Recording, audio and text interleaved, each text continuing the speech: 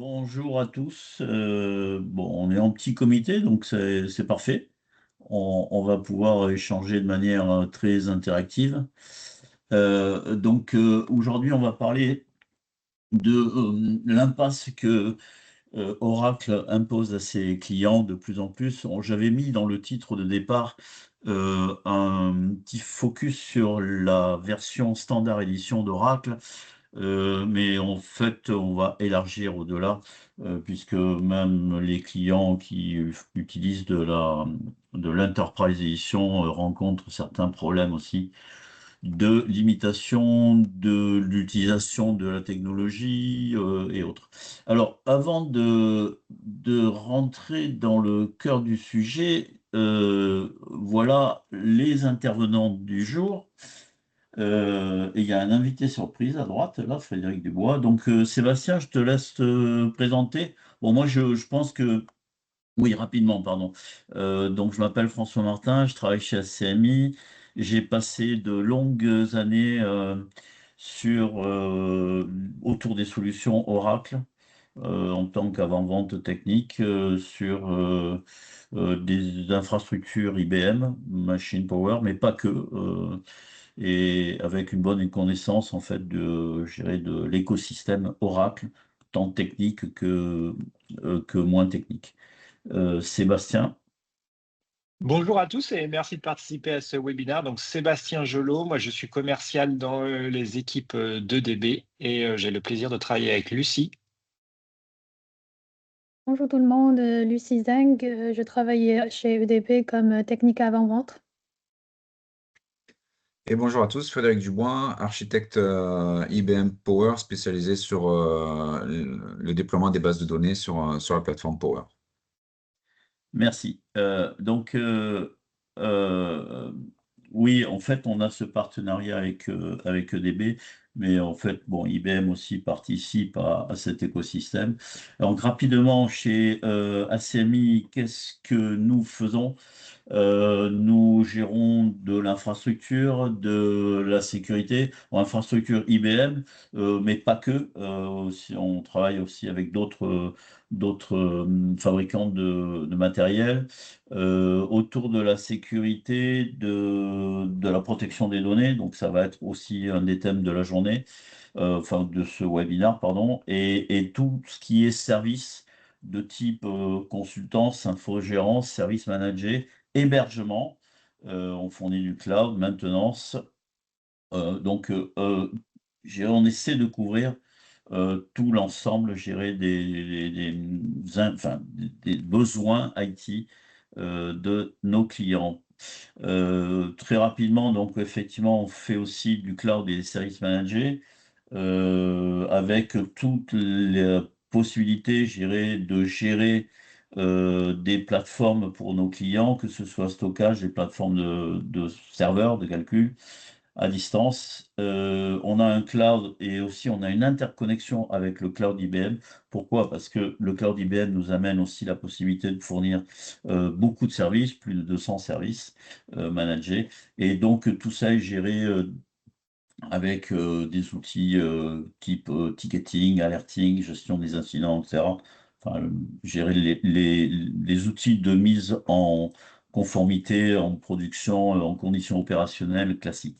Rapidement, parmi les clients, bon, on a un petit peu toute la gamme de l'industrie, que ce soit de la grande distribution, des industriels, du bancaire autant des grandes entreprises que des PME plus modestes. Donc ça, c'est un petit échantillon pour vous donner une idée. Donc, pour rentrer dans le cœur du sujet, un certain nombre de clients utilisent cette standard édition Oracle et Oracle est en train de fermer, je dirais, de plus en plus l'utilisation ou l'usage de cette standard édition de manière à pousser les clients vers d'autres types de licences ou le cloud Oracle et augmenter bien sûr la facture. Donc l'idée, c'est effectivement de pouvoir fournir une alternative à cette impasse-là. Rapidement, qu'est-ce qu'est la standard édition d'Oracle?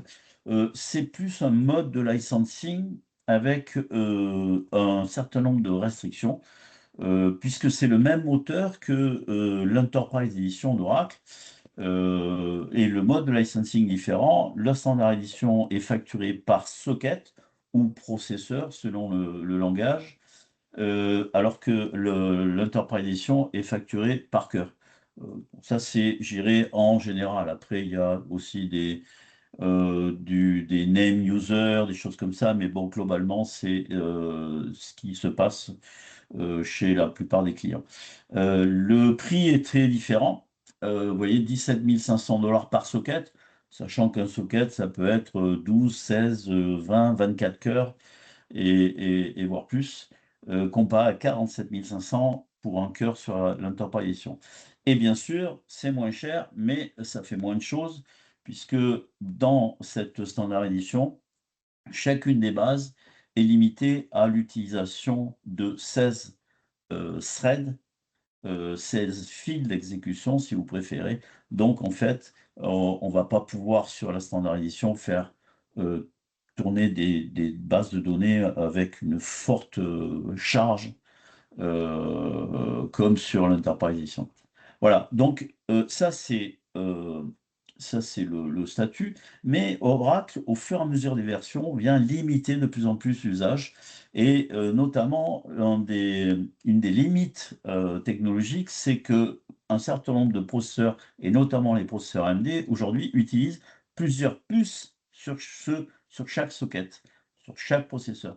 Et là, Oracle dit, ah ben, une puce, c'est doit être un socket, donc du coup, vous êtes limité à 2 sockets maximum, 2 puces, et vous ne pouvez plus utiliser des machines à base de processeurs AMD pour faire tourner cette standard édition. Alors ça, c'est un exemple, mais c'est vrai depuis un certain nombre d'années où Oracle vient fermer la porte de plus en plus, de manière à pousser les clients vers le cloud d'Oracle ou l'interprétation, ce qui coûte bien plus cher. Donc, sans rentrer dans les détails, le but, c'est pas de présenter la standard édition aujourd'hui, mais c'est effectivement montrer à ces clients Oracle et standard édition, mais par extension aussi à l'interprétation, que la stratégie Oracle est de plus en plus difficile à maintenir en termes d'évolution, si ce n'est au détriment de coûts ou des limitations d'usage de la technologie. Et donc, les besoins de ces bases de données, c'est de pouvoir gérer la croissance, d'avoir une évolution gérée dans le temps au fur et à mesure des versions ou des nouvelles fonctionnalités que peuvent amener les bases de données. Et donc, il est important de définir un choix stratégique et une évolution là-dedans. Et c'est pour ça que nous avons ce partenariat avec EDB Postgre, puisque EDB, on le verra plus tard, fournit une solution alternative en termes de moteur de base de données. Pourquoi Postgre? Ben, vous voyez, ça c'est le site DB Engine, ça, qui donne un classement, je dirais, publié tous les mois, je crois. Et vous voyez que la base Postgre, elle est effectivement en croissance en termes de popularité, en termes d'utilisation. Et le seul, je dirais, bémol à ça, c'est que le Postgre communautaire ne permet pas de bénéficier d'un support, ou alors il faut acheter un support de manière séparée. Euh, et donc, pour faire de la production, ça peut être un petit peu problématique. Euh, alors que EDB, Sébastien vous expliquera ça en détail, effectivement, fournit, je dirais, une solution comparable d'un temps technique que d'un point de vue support à Oracle. Et bien sûr, en fait, vous verrez qu'on a amené ça sur les machines Power, de manière à avoir un socle complet, pas juste une base de données, mais le socle base de données et infrastructure qui soit robuste et équivalent à ce qu'on veut faire avec ce qu'on fait avec Oracle. Donc juste rapidement, la partie Power, ben, on a bien sûr le bénéfice de la performance, de 8 threads par cœur, de un certain nombre de la virtualisation qui est intégrée. Et on sait aujourd'hui qu'il y a un certain nombre de clients qui s'interrogent sur l'évolution de VMware et suite au rachat de Broadcom. la cybersécurité, l'automatisation, etc. Donc, je ne vais pas rentrer dans tous ces détails, mais il faut savoir qu'il y a des features spécifiques qui n'existent pas, ou je dirais qui sont différentes par rapport à d'autres technologies, et qui permettent de réduire, je dirais, le nombre de ressources à utiliser. Alors, ça ne va pas dans notre sens, si je puis dire, parce que effectivement, la performance par cœur est à peu près de 2x, et du coup, on vend et en moins de souscriptions Postgre quand le client vend sur cette technologie-là. Mais on considère qu'effectivement, ça reste la bonne solution à mettre en place. Ici, vous avez une petite, je dirais, plus, pas une preuve, mais enfin, un benchmark. Il y a le lien vers ce document-là. Un benchmark qui avait été réalisé sur des machines Power 10 avec EDB, Postgre, bien sûr, et l'application était en mode containerisé, la base dans une VM ou d'une LPAR, si on peut dire. Et vous voyez, en fait, ça prouve bien que la performance est au rendez-vous en termes de transactions par seconde, en termes de taux d'utilisation du CPU, effectivement, on a de très bons résultats. Peut-être, alors ça c'est Power 10 et Frédéric, il y a un test qui a été fait sur Power 11 qui n'est pas encore totalement publié. Effectivement, ouais. Donc, on l'a dit, EDB Postgre est une excellente alternative aux bases de données Oracle pour des workloads type Enterprise et la plateforme Power, de par ses caractéristiques sur la performance, la sécurité et la plateforme qui va répondre aux besoins d'infrastructure des clients. Et du coup, cela a amené à un fort partenariat aujourd'hui entre EDB et le brand Power, puisqu'aujourd'hui, on a mis en place un lab où à la fois les ingénieurs de DB et du développement Power travaillent ensemble sur l'optimisation de DB sur la plateforme Power. Et on a tout un ensemble de projets joints sur lesquels on est engagé ensemble, dont notamment ce test Power 11 qui a été remis à jour et donc qui va être prochainement publié. Mais on a également d'autres sujets comme autour des bases de données vectorielles, donc la fonctionnalité. On a fait un test PG Vector aussi. Les résultats ne sont pas encore finalisés, mais on a des premières indications où également on confirme ce rapport de 2x par rapport aux dernières technologies x86. Donc en fait, il y a un fort partenariat aujourd'hui entre EDB et le Brand Power pour construire davantage de proof points. C'est ce que donc vous allez le voir prochainement publié, mais également on construit des démonstrations comme on va voir aujourd'hui et sur d'autres thématiques comme la sécurité, la haute disponibilité. Donc ça, c'est aussi la possibilité qu'on ait ce type d'échange avec EDB, avec SMI et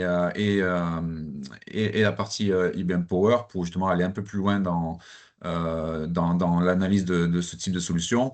Et également, on peut aussi fournir de l'infrastructure pour si vous souhaitez faire des tests ou des POC, des benchmarks.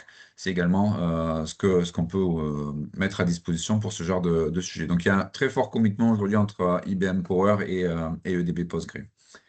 Merci Frédéric pour ces commentaires. Il y a aussi des éditeurs de logiciels importants, je dirais mondiaux, qui ont fait le switch, on va dire, de Oracle vers DB Postgre. Sébastien, après tous ces mots, je te laissais nous parler de ce qu'est EDB, ce que ça fait.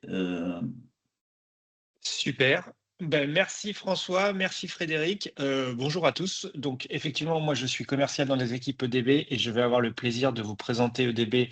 Si vous ne connaissez pas, si je dois résumer, EDB est à Postgres, un petit peu ce que Red Hat est à Linux ou ce que Confluent peut-être à Kafka. Donc, en quelques chiffres, on est une entreprise qui aujourd'hui fait à peu près 1000 employés pour environ 250 millions de dollars de revenus. Donc, on est un éditeur de logiciels, hein, on est américain. Et les fondateurs d'EDB sont les personnes qui ont été à l'origine du projet Ingress, qui plus tard est devenu Postgres. et qui se sont rendus compte que c'était un projet open source d'une grande valeur, mais qui potentiellement pouvait, pour certains cas d'usage, et notamment ceux des grandes entreprises, nécessiter une approche support, voire complémentaire sur certaines fonctionnalités. Et ils ont donc décidé de créer EDB. Donc au jour d'aujourd'hui, on reste le principal contributeur au développement de Postgres dans sa version open source. Et ça se traduit notamment par des initiatives comme Cloud Native PG ou Warehouse PG. Alors, vous en avez peut-être entendu parler. Si vous n'en avez pas entendu parler, très succinctement, Cloud Native PG, c'est l'opérateur le plus populaire qu'utilisent toutes les entreprises qui veulent porter Postgres sur Kubernetes. Et Warehouse PG, c'est une alternative open source au Data Warehouse Greenplum, qui aujourd'hui aussi fait partie du package VMware racheté par Broadcom et qui potentiellement peut nécessiter des alternatives. Donc, on a plus de 300 ingénieurs qui sont dédiés sur Postgres Open Source. On contribue à plus d'un tiers du code, mais on offre aussi une version dite entreprise. Je reviendrai un peu plus en détail sur ça pour des besoins spécifiques et notamment les migrations Oracle qui chez nous sont un très gros sujet. Tous nos clients se sont posés ou se poseront la question d'une alternative à Oracle, que ce soit pour des raisons commerciales qu'on connaît bien ou pour des raisons plus technologiques qui peuvent être tout aussi valables. Alors, si on parle de l'offre de Postgres, vous voyez sur la gauche en jaune la partie transactionnelle, c'est l'utilisation classique de Postgres dans sa version base pour des applications et des transactions. Mais l'objectif de DB, c'est de faire de Postgres une vraie plateforme data pour non plus simplement des workloads transactionnels, mais également des workloads qui vont être liés à l'analytique, voire même à l'intelligence artificielle. Tout ça dans une même plateforme basée sur Postgres et opérée par les outils EDB. Sachant que notre approche s'appuie beaucoup sur ce qu'on va appeler la data sovereignty, que ce soit pour des déploiements on-prem ou dans le cloud public, mais toujours dans l'idée d'une maîtrise complète de son patrimoine data, à la différence peut-être de d'autres approches plus cloud public avec des éditeurs bien connus tels que Snowflake ou Databricks. Et ça, c'est bien sûr possible sur des plateformes qu'on pourrait dire intégrées, comme IBM Power, avec en partenariat également ACMI pour vous accompagner sur ce type de projet. Je poursuis le prochain slide. Ici, vous voyez un certain nombre de nos références. Donc, comme ACMI, on a des références dans tous les secteurs d'activité, de toute taille. Pour citer les plus connus et les plus populaires, vous voyez ici Michelin, mais on travaille également avec Airbus. On travaille avec une entreprise qui est peut-être un peu moins connue, mais qui est très importante, qui s'appelle Transactis et qui est en fait une joint venture entre la Banque Postale et Société Générale et qui s'occupe de gérer tout ce qu'on appelle les instant payments. Donc, dès que vous faites un virement dit instantané sur votre compte, c'est-à-dire que votre créditeur est directement provisionné, et ben, ça passe potentiellement par Transactis qui s'appuie sur une application qui tourne sur du Postgres. Donc, vous voyez qu'aujourd'hui, de plus en plus de grosses structures mettent des workloads extrêmement critiques directement liés au business sur des bases Postgres et non plus simplement des applications qui n'ont pas forcément une sensibilité très importante.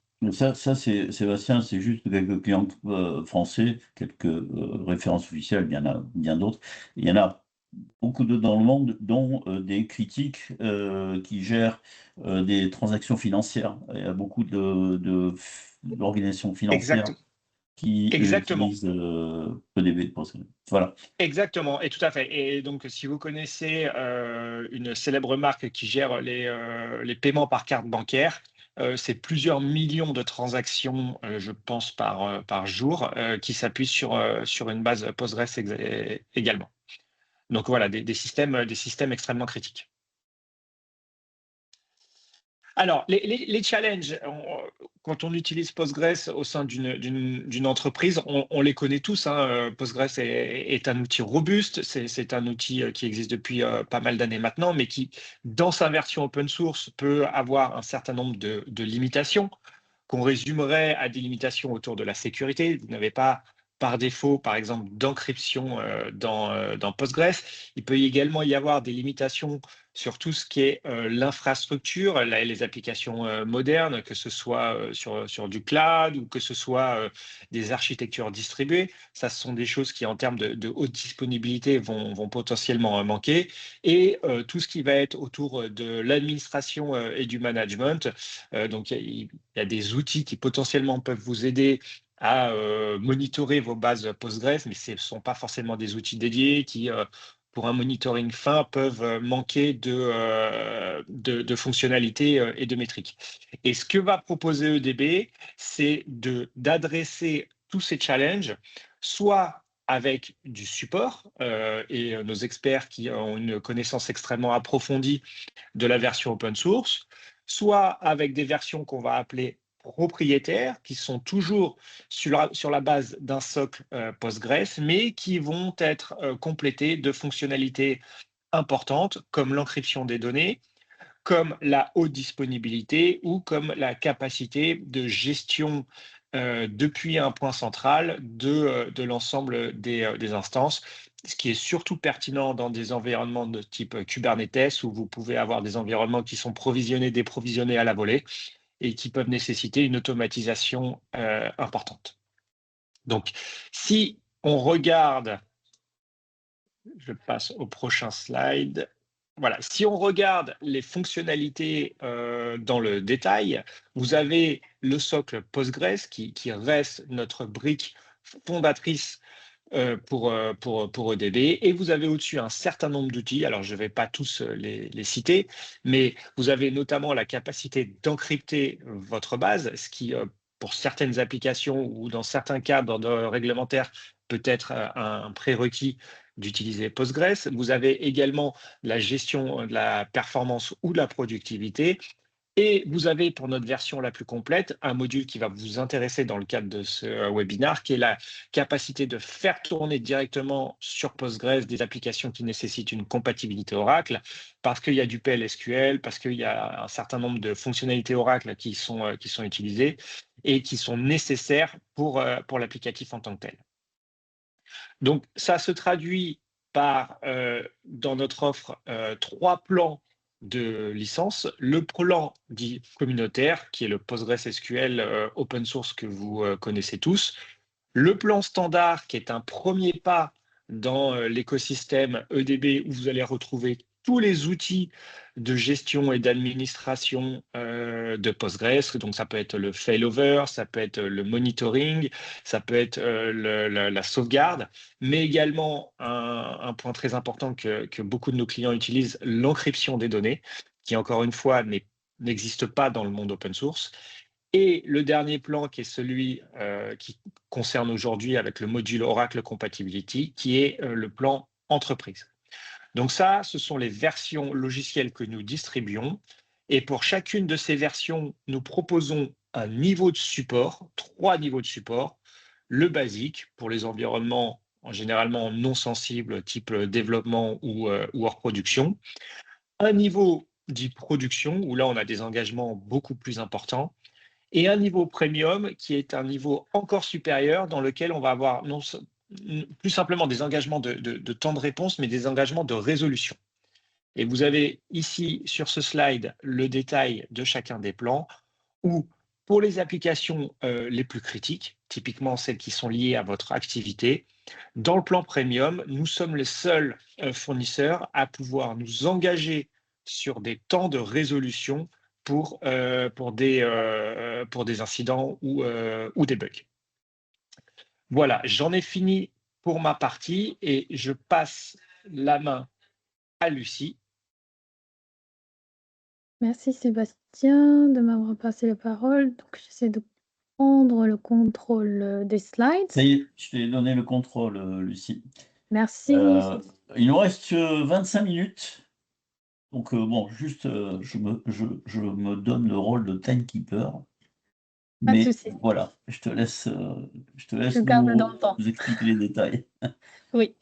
Donc, comme Sébastien nous présentait, chez EDB, nous proposons un accompagnement basé sur 3 offres. Est-ce que j'ai le contrôle dessus? J'arrive Et pas à tu cliques, passer. si tu cliques, ça doit marcher, clique sur l'écran. Ouais, ouais, Merci. c'est bon. J'ai cliqué, mais ça marche pas. Donc, comme Sébastien disait, on a 3 offres de Postgres: communautaire, extended et l'Advanced Server ou iPaaS. L'avantage avec EDB, c'est que vous choisissez de partir avec extended ou vous choisissez de partir avec iPaaS, vous avez toujours la flexibilité de revenir sur la version communautaire, juste en enlevant bien sûr les features EDB. Et si on revient sur le sujet d'iPaaS, toi, si tu peux cliquer sur le slide suivant, s'il te plaît, Ouais. merci. Donc, c'est une version Postgres. EDB repose sur le corps fondamental Postgres, bien sûr, et on y ajoute une véritable compatibilité native avec Oracle. Donc, qu'est-ce que cela signifie concrètement pour vos projets de migration et pour le quotidien de vos équipes? C'est qu'on supporte déjà des types de données et d'objets spécifiques à Oracle qui seraient compatibles donc, au niveau syntaxique directement dans iPaaS. Donc vos DBA ou vos développeurs, ils conservent leurs habitudes en continuant d'utiliser des noms de type, de données et les constructions DDL qu'ils maîtrisent déjà. On supporte aussi nativement le langage PLSQL, donc il y a moins de code de base à réécrire. On a, plus de 200 packages PLSQL intégrés déjà avec iPaaS. Vous pouvez continuer à les utiliser et des connecteurs de base de données compatibles pour faire le lien avec vos applicatifs, qui se branchent sur, base Oracle. Au-delà de cette compatibilité, iPaaS vous offre aussi des fonctionnalités d'entreprise de premier plan, comme Sébastien disait déjà. Vous bénéficierez donc des fonctionnalités de performance avancées, comme le diagnostic de temps d'attente, des fonctionnalités pour les DBA, d'outils pour les développeurs et d'une sécurité renforcée. Et si on regarde donc sur ce tableau, il présente donc la matrice des outils opérationnels entre Oracle et iPaaS. Donc, vous constaterez que vos utilisateurs, ils vont retrouver exactement les mêmes fonctionnalités d'outils dans EDB pour iPaaS que Oracle. Donc, par exemple, Oracle Enterprise Manager trouve son équivalent avec Postgres Enterprise Manager et Airman, on retrouve aussi le Barman de côté EDB avec Postgres. Maintenant que nous avons vu à quel point donc, vos équipes retrouveront rapidement leur marque grâce à notre compatibilité native, la question que vous vous posez peut-être, c'est aussi que comment fait-on concrètement pour y aller vers cette version iPaaS? Donc, historiquement, si on regarde sur les challenges pour de migration, sur le slide suivant, oui, bien celui-là, on voit beaucoup de complexité et nécessitant énormément d'efforts et d'évaluation. Des entreprises commencent à s'inquiéter, est-ce qu'ils vont perdre leurs investissements dans des compétences Oracle? Et comment faire face à des contrats complexes ou des audits perturbateurs? Et pour cela, donc EDB, on a conçu un parcours complet pour effacer ces obstacles avec plusieurs outils qui va permettre donc de faciliter ce chemin de migration. Et notamment, on peut voir sur le slide suivant, le portail qu'on appelle EDB Migration Portal. Donc, comme vous pouvez voir ceci sur l'écran, c'est un outil d'évaluation en ligne, entièrement gratuit, qui tire pleinement parti de la compatibilité offerte par donc, iPaaS pour évaluer et migrer vos schémas d'Oracle. Il bénéficie donc d'une base de connaissances riche de nos experts de l'équipe service professionnel dans les projets de migration. Donc, si vous souhaitez évaluer le taux de compatibilité de vos schémas Oracle avec iPaaS, n'hésitez pas à nous solliciter par rapport à l'assessment sur ce portail et nous vous accompagnerons donc sur l'évaluation des schémas. D'ailleurs, Lucie, je mettrai dans la conversation le lien sur le portail. Je crois que je l'avais mis dans la diapo, là, mais Oui, je sais je pas, crois que je l'ai mis aussi. voilà. Mais bon, visiblement, il a sauté. Mais je vais le rajouter dans la Merci François. conversation. Donc là, je vais vous présenter les étapes de ce parcours de bout en bout, comment on fait en général avec le portail pour faire un assessment jusqu'à la validation des données.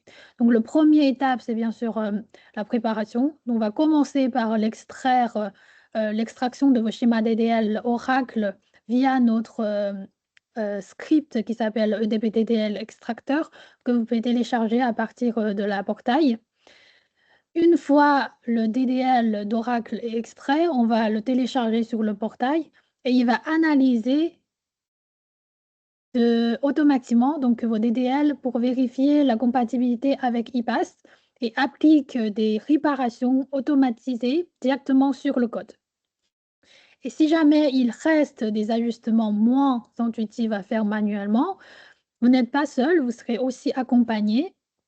Si tu peux cliquer sur le slide. Oui, vous pouvez voir donc, vous avez à votre disposition notre base de connaissances et en copilote IA qui vous suggère donc des résolutions, des équivalents de syntaxe et des solutions de contournement.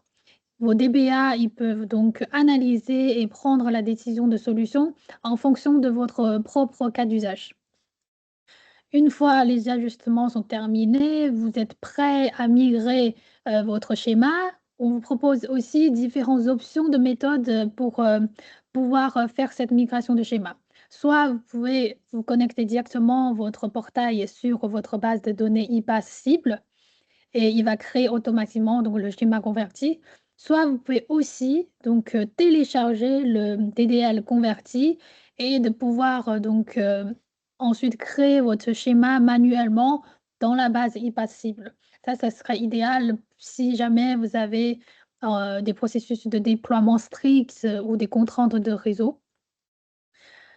Et enfin, on va passer à la migration des données. Donc, vous avez aussi 2 options à faire la migration de données. Soit vous pouvez faire de façon instantanée, donc en utilisant on a l'outil EDB Migration Toolkit pour extraire et charger l'ensemble de vos données en une seule opération.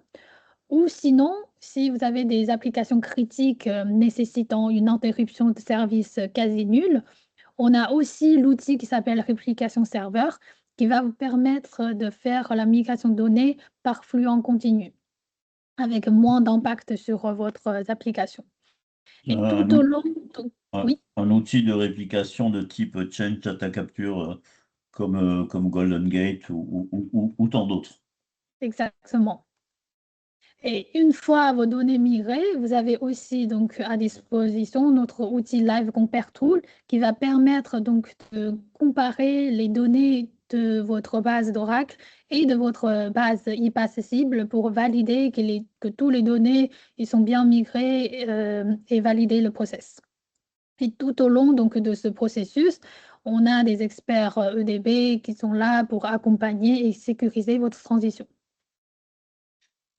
Ce que tu viens de nous expliquer, Lucie, avec ces différentes étapes, Frédéric le mettra en musique dans quelques instants au travers d'une démo réelle et il a fait l'exercice avec une base Oracle, une base Postgre, enfin toutes ces étapes de migration.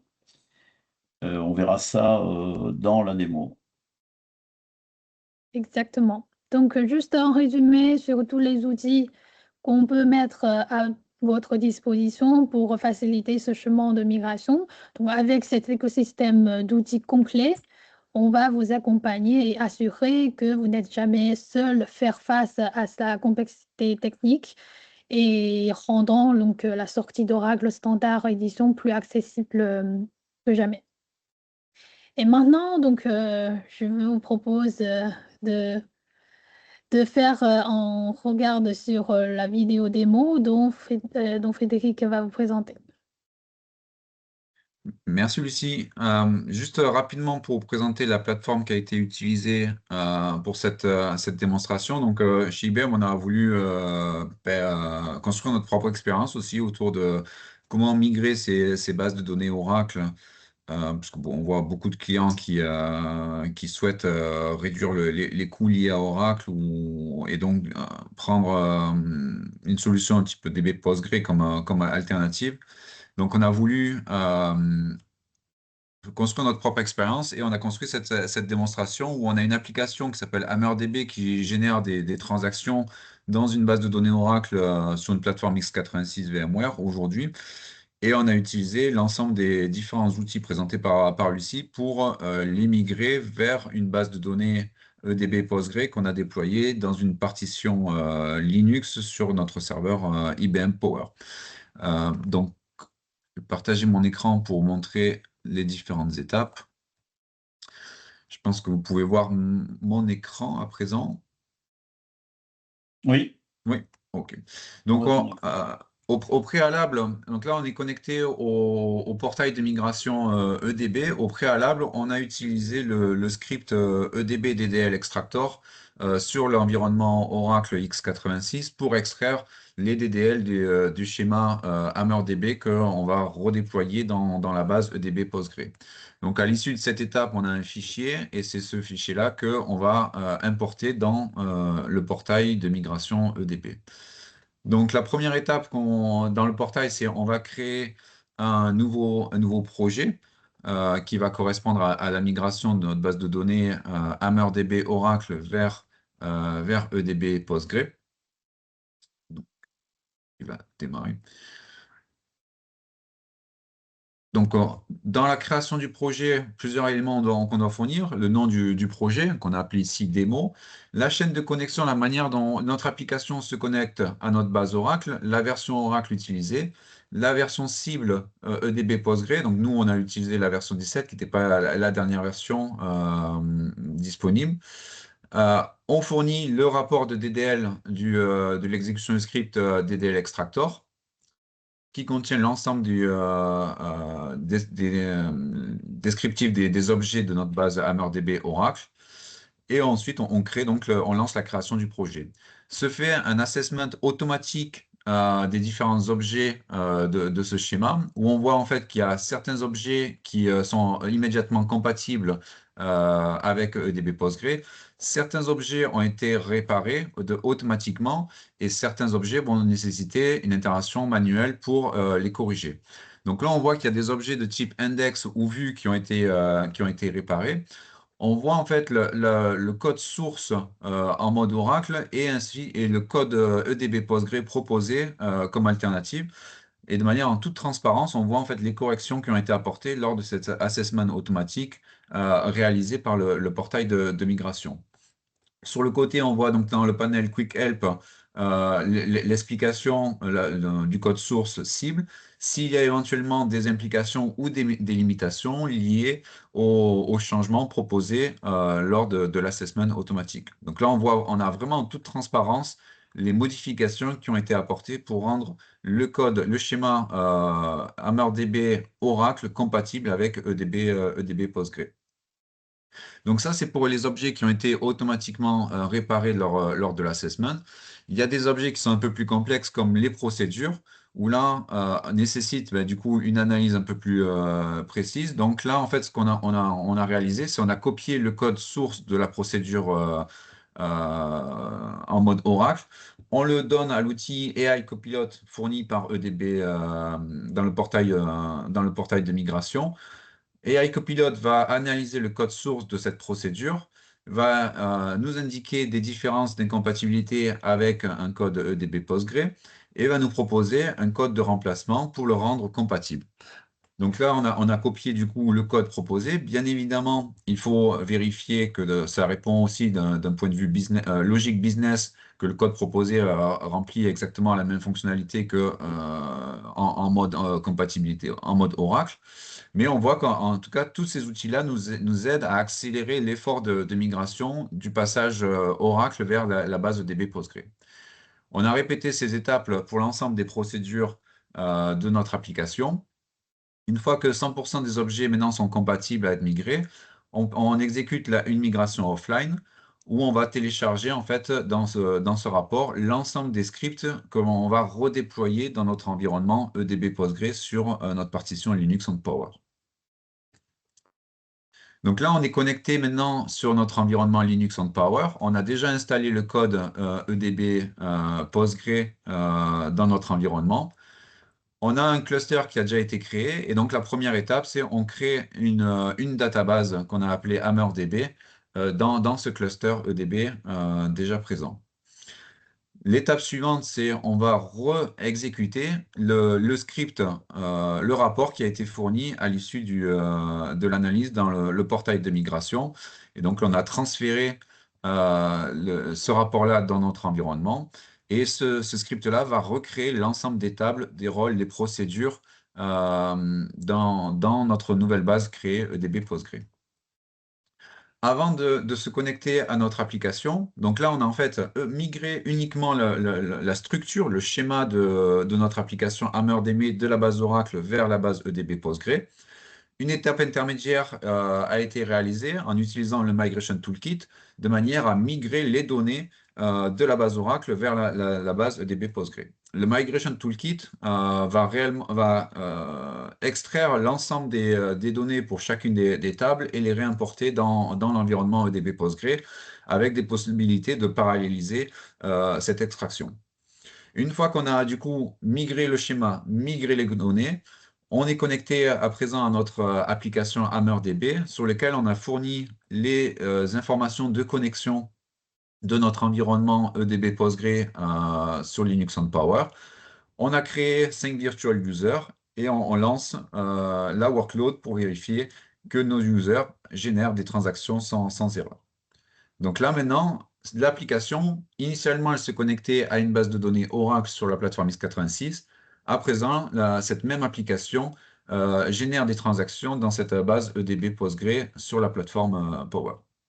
Donc voilà une illustration de démonstration qu'on a créée. Comme je disais, on travaille aussi avec EDB pour développer davantage de démonstrations sur la sécurité, les problématiques de disponibilité, chose que l'on peut également aborder avec vous lors de workshops si nécessaire. Donc, merci Frédéric, la démo illustre bien, effectivement. Alors, ça reste un exemple, hein, c'est avec la base HammerDB qui était sur Oracle et donc que tu as migré sur Postgre et passe. C'est un exemple, mais ce qui est intéressant, c'est que on voit que EDB a mis à disposition, au travers de ce portail de migration, tous les outils pour faire récupérer le schéma, faire l'assessment, corriger les choses qui ne migrent pas automatiquement. La partie procédure qui est effectivement la plus complexe en général à migrer, qui nécessite un gros travail. Et là, du coup, effectivement, avec le module d'intelligence artificielle, là, permet de réécrire le code. Et surtout, la dernière étape, ce qui est la migration des données, soit offline, soit en mode stream data capture. Mais bon, c'est un exemple, mais c'est quelque chose de, je dirais, qui facilite énormément la migration de Oracle vers Postgre. Je crois, Lucie, que juste pour finir, après cette démo, il y a cette partie, quelques slides autour de la sécurité, je crois, dont tu voulais nous parler. Exactement, j'étais en train de partager. Bon, c'est pas grave. Ok, Donc, pour finir, on va parler de l'aspect donc sécurité de notre offre iPass. Donc, avec iPass, j'ai déjà parlé qu'on fait aucun compromis sur la sécurité et on a ajouté des fonctionnalités d'entreprise essentiellement au-dessus de Postgres communautaire. Donc pour ça, on a une multitude de barrières, défensives, incluant donc, la gestion des politiques de mots de passe. Il y a aussi l'audit, des balises de session, la protection contre les attaques, par, l'injection SQL et le pierre angulaire de notre stratégie de protection des données, c'est le chiffrement transparent des données ou TDE.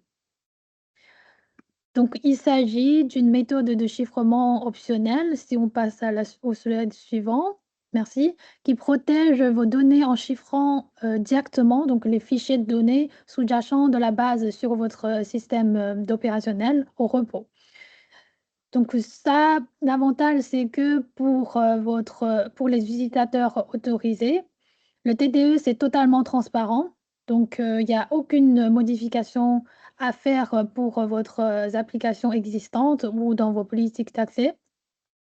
Donc vos équipes DevOps et les propriétaires d'applications, ils peuvent, sécuriser les données sans aucun besoin de refactorisation logicielle ni de mise à jour des pilotes, clients. Le module TDE, ça va garantir aussi donc la protection stricte, de la donnée au repos.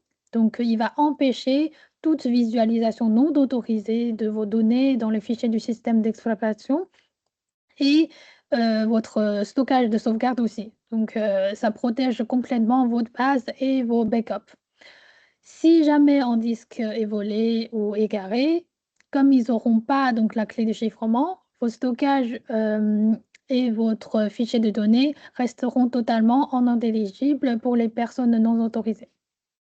Et ce processus, et un autre avantage, c'est qu'on a utilisé un algorithme qui va garder le même taille de bloc, comme vous pouvez voir sur, cette architecture de 8 kilooctets dans la mémoire et sur le disque. Ça va donc, apporter de la performance sur le chiffrement et le déchiffrement qui est géré nativement par votre base de données Postgres, EDB.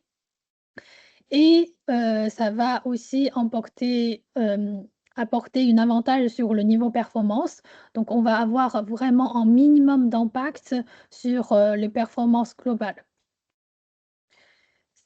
Aussi un autre point, c'est que comme on garde le même taille de bloc entre le mémoire et sur le disque, ça veut dire aussi que vous n'avez pas des exigences d'espace de stockage supplémentaires à ajouter avec, cette, module TDE. Un Ok. dernier point peut-être, vous intéresse aussi, c'est niveau de disponibilité, hein, rapidement. Donc, nous avec, EDB, on a aussi des offres à vous faire, que ce soit sur VM ou sur, Kubernetes. Donc on a des outils qui va vous permettre de répondre à votre besoin PRA sur, la haute disponibilité. D'ailleurs, si vous envisagez à déployer votre cluster Postgres avec Kubernetes, ça serait aussi le sujet de notre prochaine session la semaine prochaine, qu'on va, aller en détail sur comment vous pouvez moderniser vos infras, notamment Postgres avec Kubernetes. Je fais donc la Merci. pause. Oui, oui, vas-y, pardon, excuse-moi, Lucie. Pas de souci, allez-y. Non, non, bah, non, je pensais que tu avais fini sur la partie haute dispo. Oui, on n'est pas rentré dans le sujet de la haute disponibilité aujourd'hui. Bon, ça fait déjà beaucoup de choses. Je pense que ce qui était important, c'était de montrer que ce portail est disponible, ce portail de migration, que cette version EPAS, elle a ce module de compatibilité Oracle et que, bien sûr, il n'y a pas de règle générale sur la migration. Il peut y avoir des migrations assez simples. Je crois, Frédéric, de ton expérience de la démo, que ça n'a pas été, je dirais, un effort très complexe. Alors, ça reste la base, un exemple. Et que bien sûr, tout dépend de ce qui a été mis dans la base en termes de procédures et autres structures. Voilà. Mais c'était le point important. On vous enverra bien sûr les slides et vous aurez accès à l'enregistrement de la session aujourd'hui.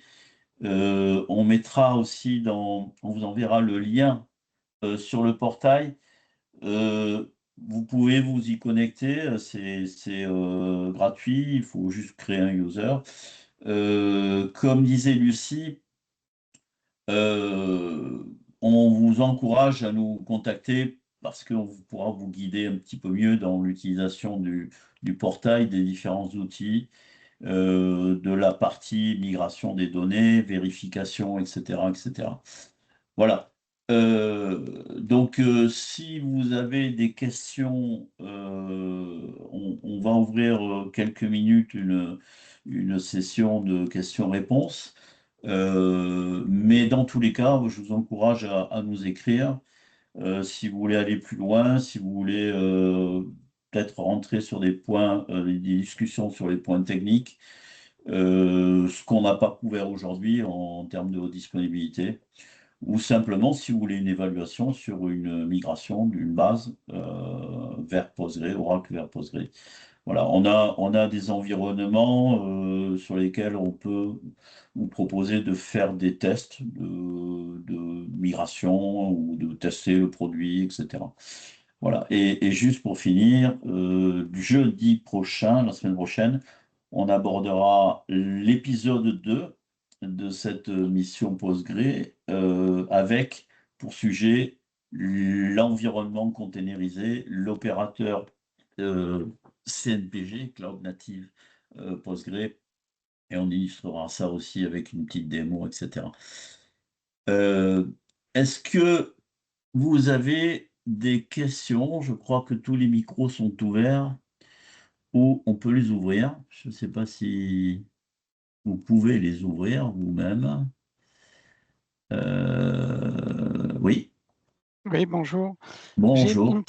j'ai une petite question, c'est avec la solution Postgre, est-ce qu'il y a la possibilité d'avoir un RPO à 0 ou pas? Vous pensez à l'équivalent de Oracle RAC, c'est ça?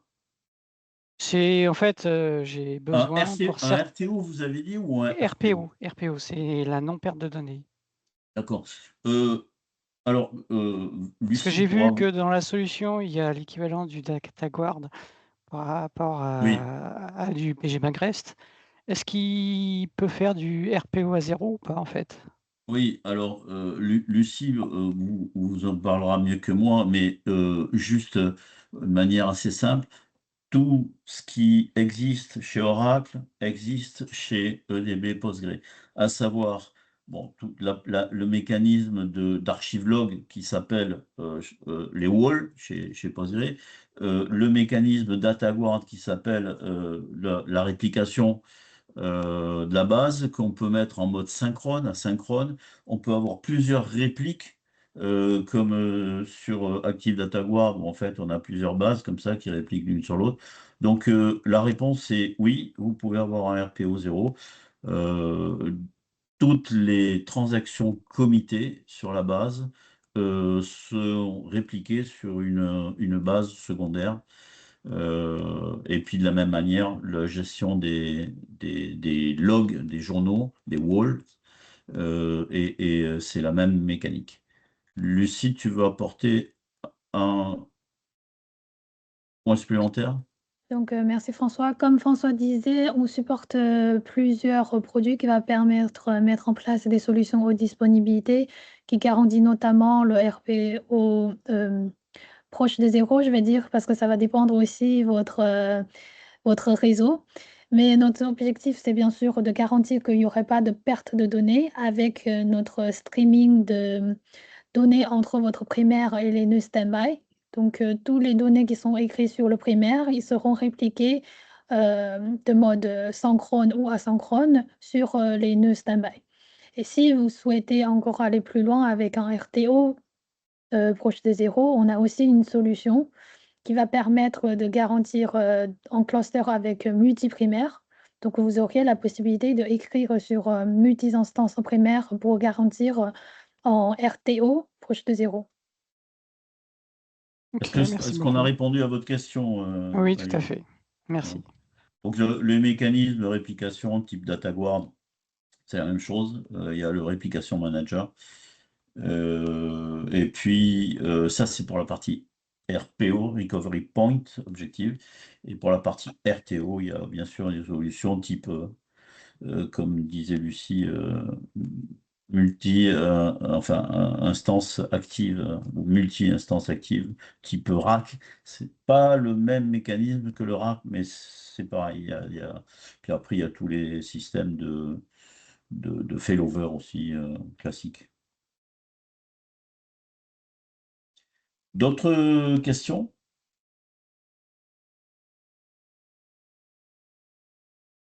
Bon, ben on va vous envoyer tous ces documents. Comme je disais, le lien sur le portail, si vous voulez jeter un petit coup d'œil. Et puis surtout, ben, n'hésitez pas à nous contacter pour gérer une discussion, des questions, un test, une démo.